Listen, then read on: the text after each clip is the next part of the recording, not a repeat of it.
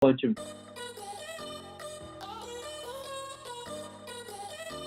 Well, hello, my friends, and welcome back to the sweet spot where IT executives have a conversation to help you as an IT leader succeed. And again, I have with me two great executives. I have Howard Holton and Paul Lewis. Hey, guys. Hey, Carlos. hey there. So, Paul, about a week ago, I think we were talking about AI and how it will change and how it will apply to humans. And it was a very interesting conversation. Um, can you share a little bit about that? Sure. So recently I wrote a blog on AI, specifically about sort of the impact to humans on AI. And I created the conjecture that I thought the totality of human experience was about having a good cup of coffee, chatting with friends, and going home and watching TV. And that all of technology, including AI, was an endeavor to create automation out of those three things. And that led to a conversation on robotics and on synthetic humans and taking over the world and what that meant for automation in vehicles and automation of or replacement of humans. And it boiled down to a conversation simply on prediction or on prescription. And I had a little rant on why I thought that was much further away than what someone in front of me was talking about. And I kind of gave them this analogy. I simply said that humans can't be categorized like cars. I actually think that the data sciencey stuff that we work on now simply can't be applied to people in any way. The reason why is because people they're messy, right? They're individuals. They have far more unknown attributes than obvious known attributes. Of course, people have behavior that is difficult to both detect and appreciate, and it's unpredictable at all times. People have free will. They make decisions that are both constructive and destructive, sometimes purposely both ways. And of course, other people affect your individual behavior. Whether you're reacting differently to people or people are reacting differently to you, then there's this interaction. Since you can't reasonably bucketize people, you can't really feasibly understand their attributes or their markers. You can't look at a bunch of people and say, these specific attributes determine and the personality or the personification of an individual person. I certainly can put someone in a bucket. Nobody's stopping me from doing that. I can say these 100 people like vanilla ice cream, but you can't really determine whether any one individual in that bucket actually likes vanilla ice cream to the extent that it's their favorite. I think data sciencey stuff will likely stick to things rather than people, objects, especially objects that generate data, that are engineered, that have a limited motion, that only do a certain set of activities and think, that doesn't think, just does. I think that data sciencey things should concern itself with the data available, data created, data modified, and can have some level of prediction. And I think in general, data sciencey stuff isn't modeling, or data sciencey stuff isn't AI. It's just modeling behavior of something that's predictable. Now, once it gets to the point that in fact can simulate human behavior, I think it's going to require something big, right? It's going to require a lot of quantum compute. It's going to require a whole bunch of data. That's going to require DNA storage. I'm going to require and need, hundreds of petabytes of information to really predict a human implementation.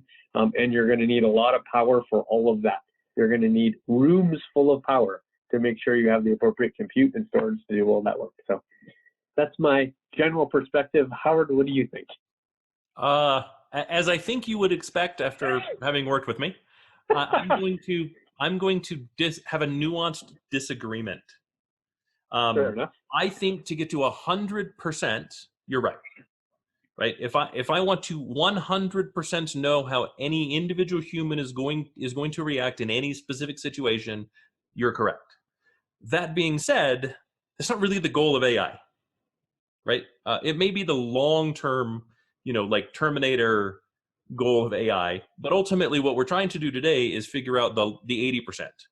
And the 80%, we don't even need to know why. We just need to know that things are true. And that's kind of what we're doing with AI today, right?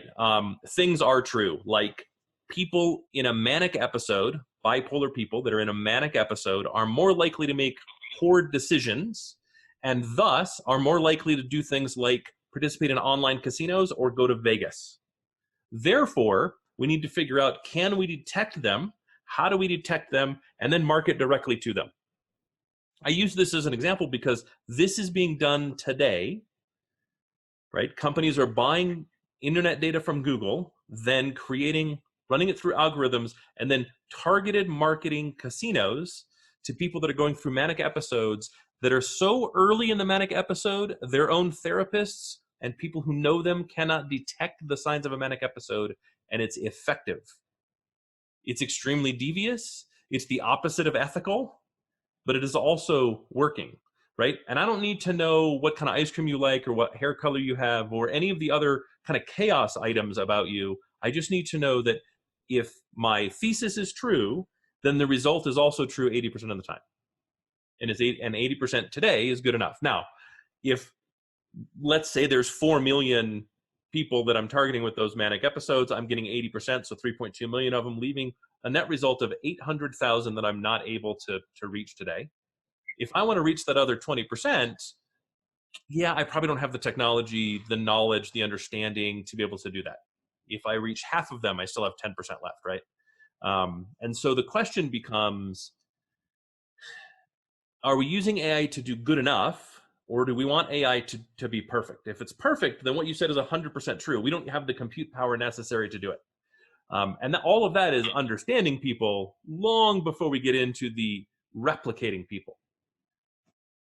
I think I'd have two considerations with your point. So consideration number one, do you think, or do we think there's enough data to support the conclusion of the probability? In other words, was there enough data to prove that you're 70 versus 71%, 80 versus 83%?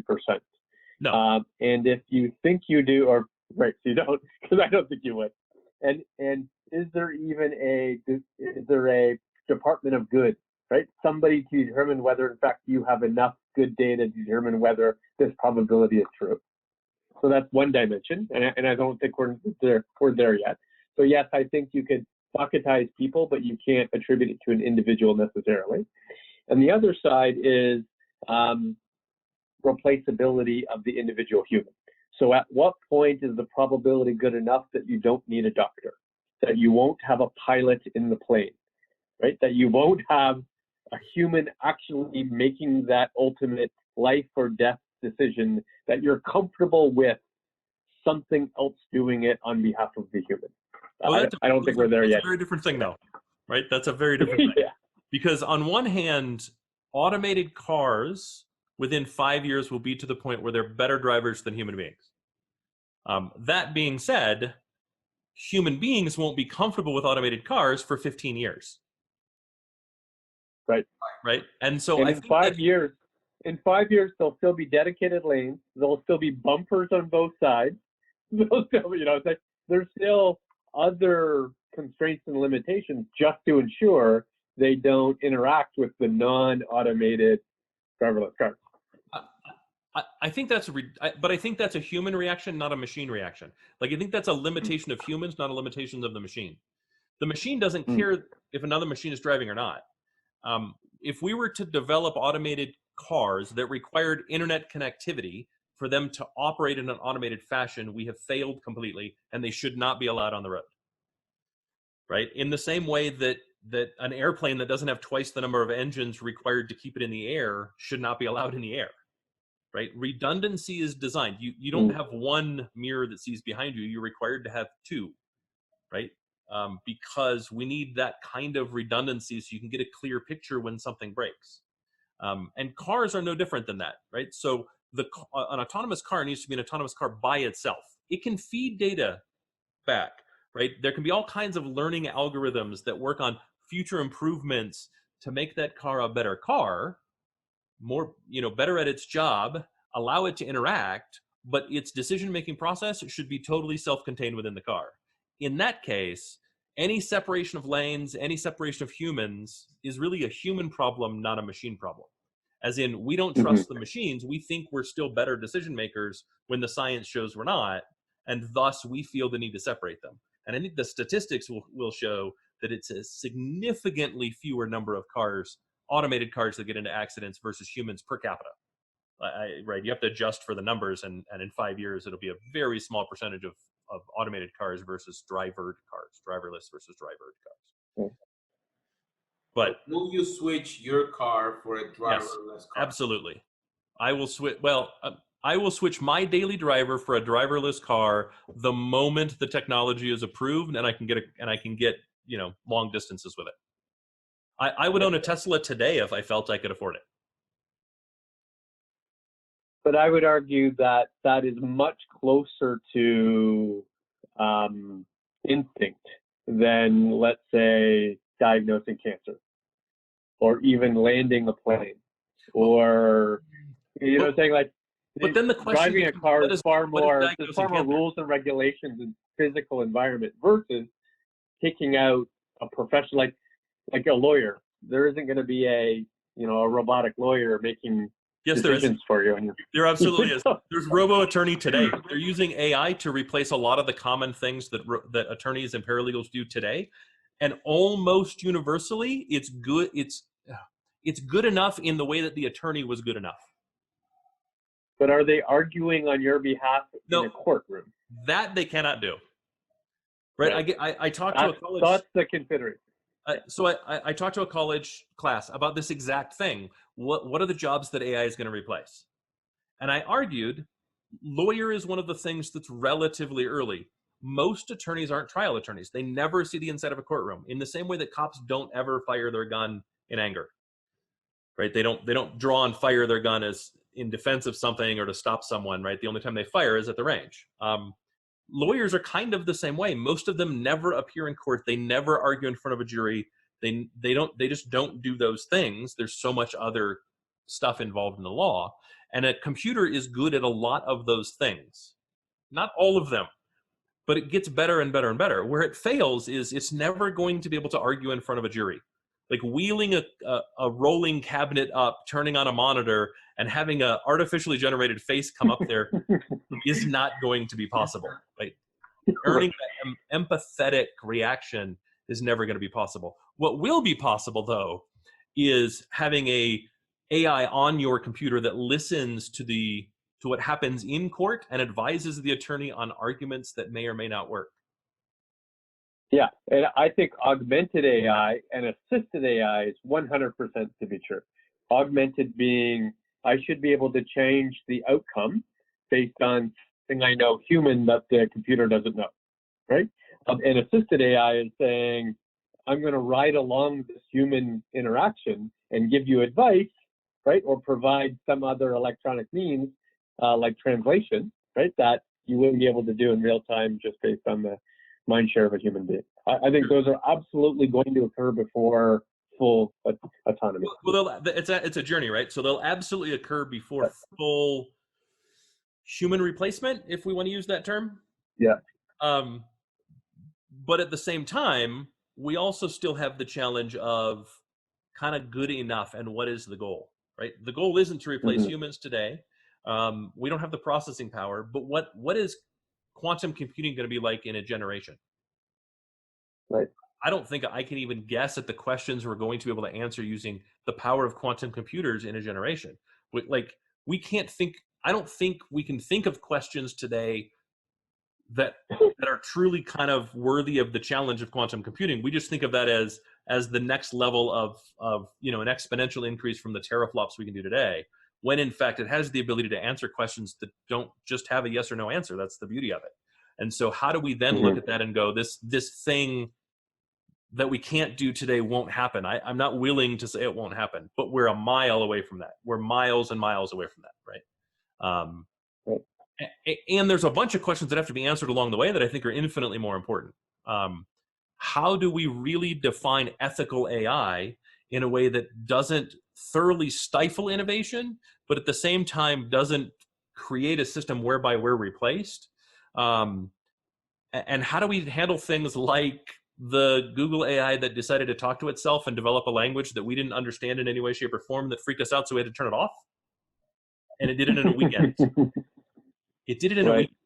Like that, there's some components there that are scary. We can't describe what happens inside AI that allows it to reach its decision.